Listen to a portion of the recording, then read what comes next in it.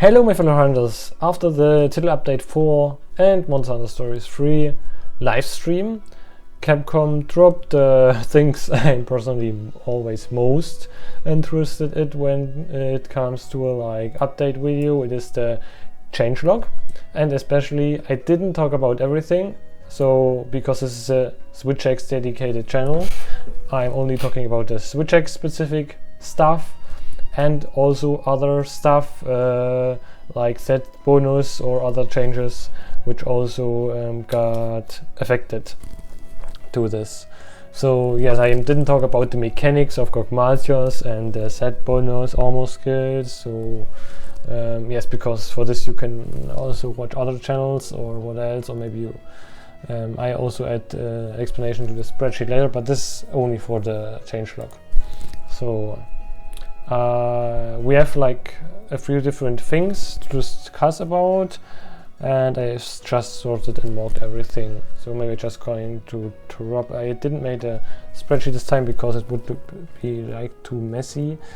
So we are just sorting with the chain. So it's the same as here, but here it is not really sorted, to be honest. It is a little bit messed up. Because, for example, there's 2 times focus assault, 2 times word counter rising slash. So I just sorted everything and make it a little bit more easy understandable. So in general, they increased the max elemental cap. So currently, if you have the SwitchX with the Kutku SwitchX with 350 base fire, your maximum elemental cap is 710 or 720.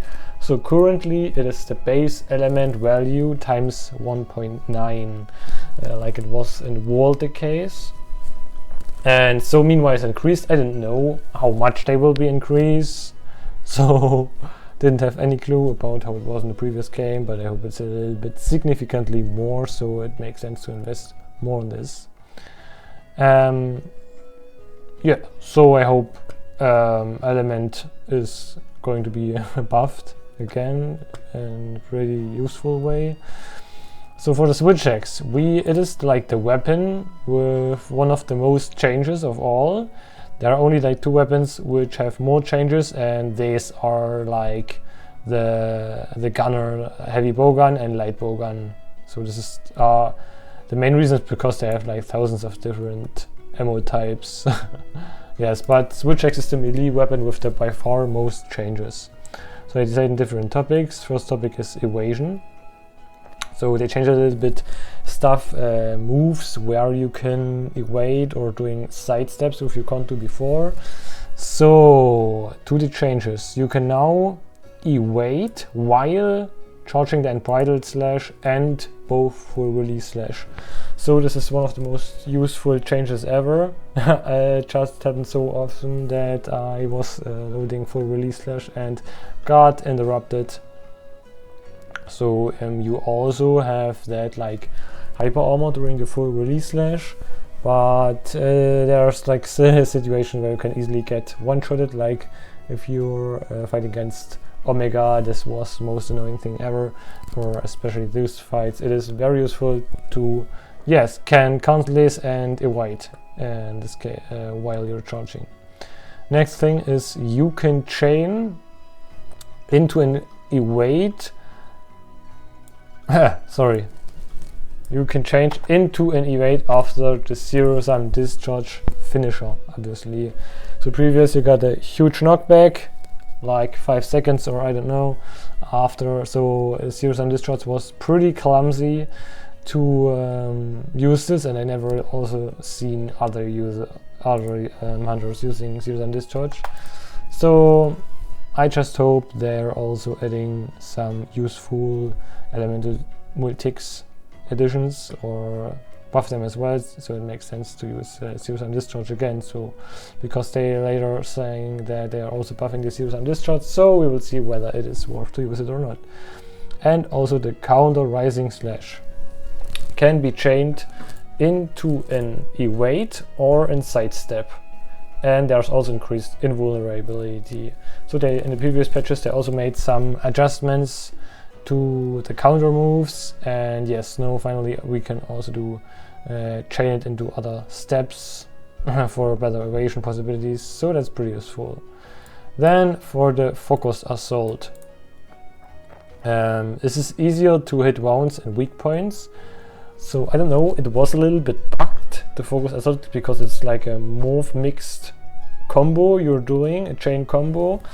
And even in the past, sometimes when you focus with L and still doing, you can still doing the combo even if the monster is like 20 meters away, and you can still finish the combo, and after the last hit the monster still got flinched even if you didn't even hit the monster.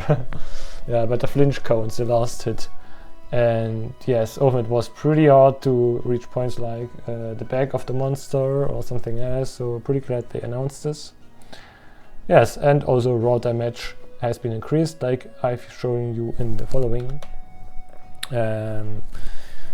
list here. So I've sorted all the motion values, so if I grabbed it from this table, so if this table got updated into 1.04, we can compare then how much percentage, like I've done in the last elemental video, how they buffed it or what else, or how the values changed. So I didn't reread everything, or maybe still. Yeah, most changed for the sword play style, like always.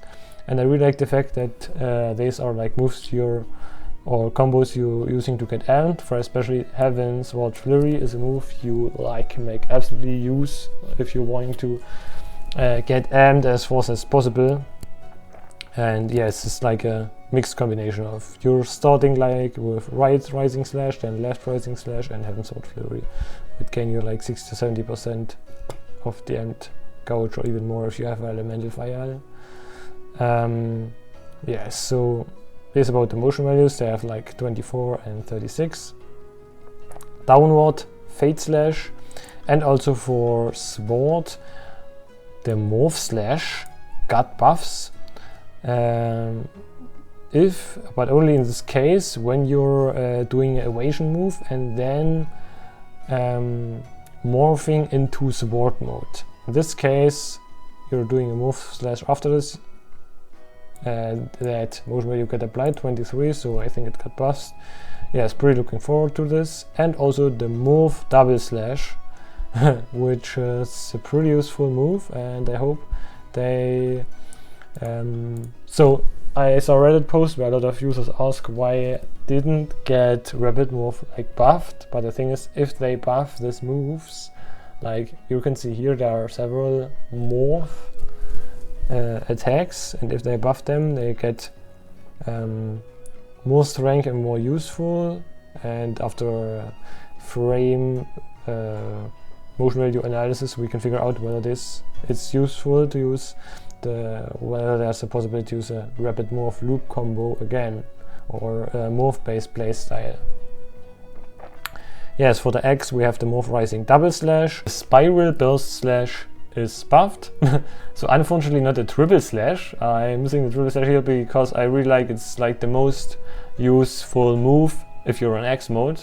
It's like, as you can see here, which I always used for the non-amped playstyle, triple slash loop. You can also hear the triple slash with these motion values, so unfortunately they are not untouched, they only have like 25 motion values, but okay. Yes, next moves are the unbridled slash with motion value of 70, and the ticks have 17 raw ticks motion value. Also element discharge and Zero Sum Discharge will be buffed. Finisher of Zero Sum Discharge is currently the highest motion value of all Switch X moves with 160 motion value, and the ticks have 12. And also the elemental damage got buffed, but only also for the elemental discharge and the Zero Sum Discharge. Currently the values are 0.7, ignoring the file type, so they're like always this value. Because for some other moves, like for follow-up moves, or also for the full release slash, the power files only had like not even the half, so elemental fire got buffed in this case, for like they were up to 185% stronger in this case. But for element discharge and Zero Sum Discharge, it's like the same, not depending. So maybe also in the patch they are making separate elemental modifiers for these moves, but we will see. Yeah, for the bugs, it seems that the display of the elemental value or damage value of these file types, of course, shown here, were wrong, but it was just a display error, so you're still doing the correct damage. And now to the skills, which is for me a little bit more interesting, and it's pretty fun at the end, because they said they are